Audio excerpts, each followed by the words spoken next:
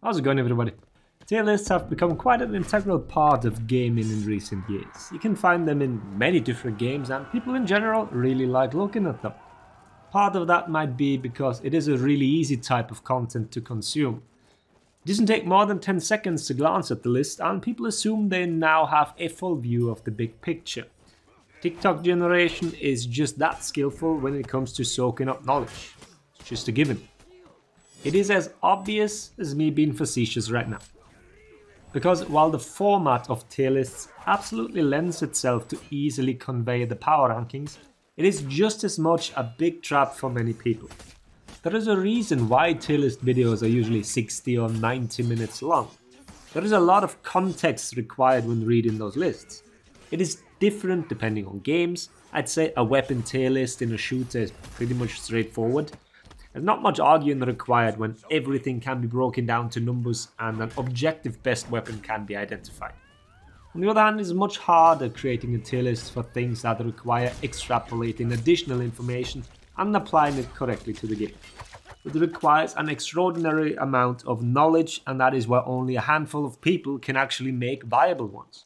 And as so often in nowadays internet culture, putting one's opinion out there opens you up for scrutiny. Every idiot will disagree with you, and it gets really tiring having to explain things over and over again and watching all that information bounce around in that rubber cell from the person criticizing you in the first place. It's not really a surprise that, in For Honor's history, a lot of people simply dropped making tier lists as they considered it not worth the hassle. At the moment, we do have updated ones, so we can talk about this topic while giving actual examples. Because, as I said in the beginning, it is crucial to know the context to be able to read a tier list correctly. And that is the very first requirement if you want the list to be applicable to your own gameplay. What you should look at first is who was the list made for? Because it sure as shit wasn't you, and wasn't me either. Chances that you were the target are actually really slim.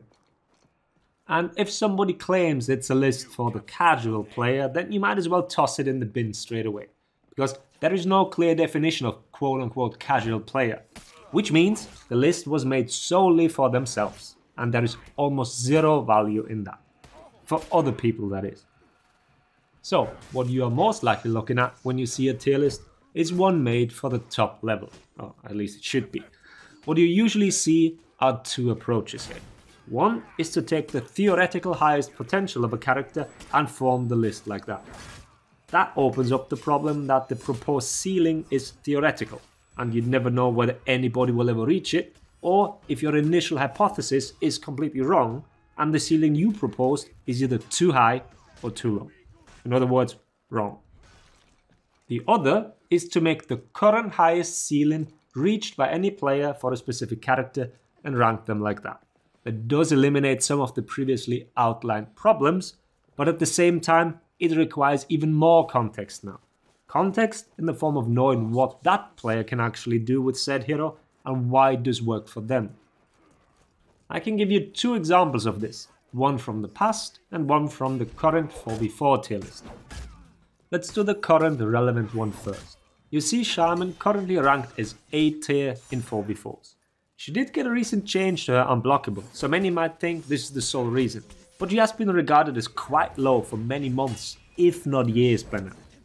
Ever since her gank got nerfed and more prominent better gankers, back then in the form of Centurion and Gladiator, well, she was put on the sidelines. And then the teamfight meta started, so she was pretty much useless on so many levels.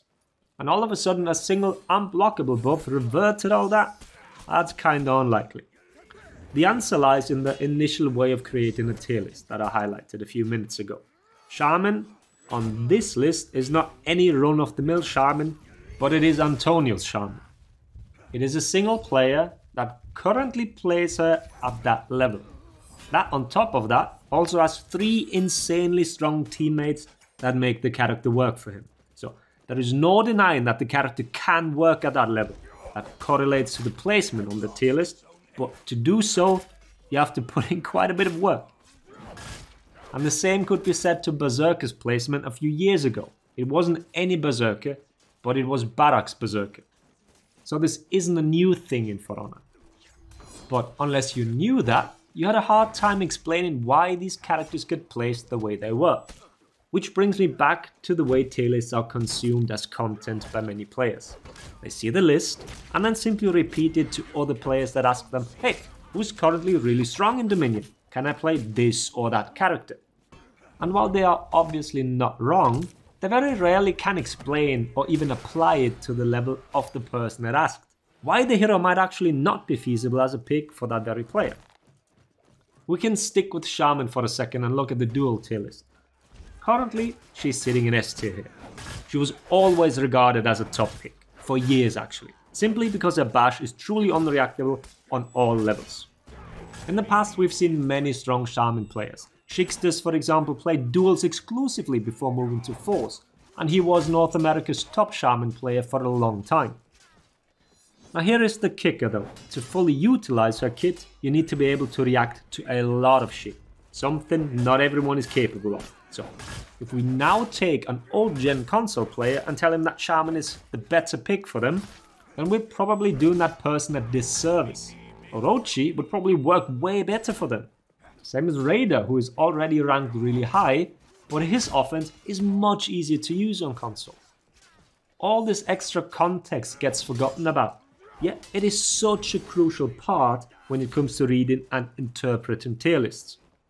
So not only do you need to know the reasoning for the placements in the first place, you also need to know whether you can apply all that to your own gameplay. Can you play the specific hero to the same degree? What even is that degree? Do you understand what it requires to play at that very level?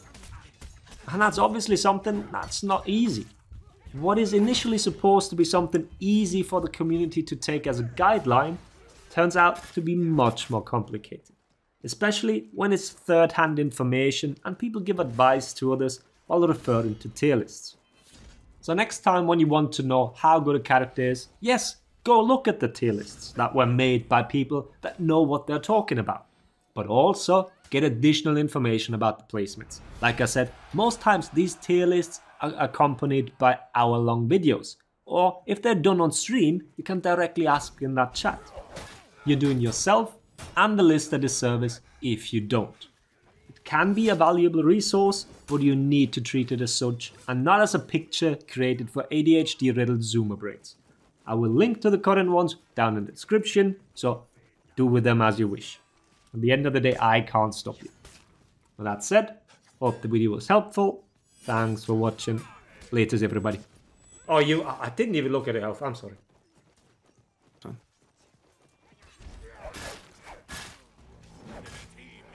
I was like waiting for the man to attack you again and you parry, basically. But I didn't look at That's that. usually how it goes.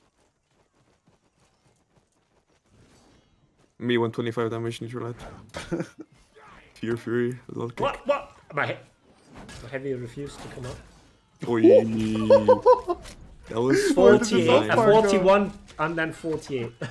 But where did the South Park go? 89 damage. My two heavies He had there. full HP and then he just had no HP. I love Fear itself.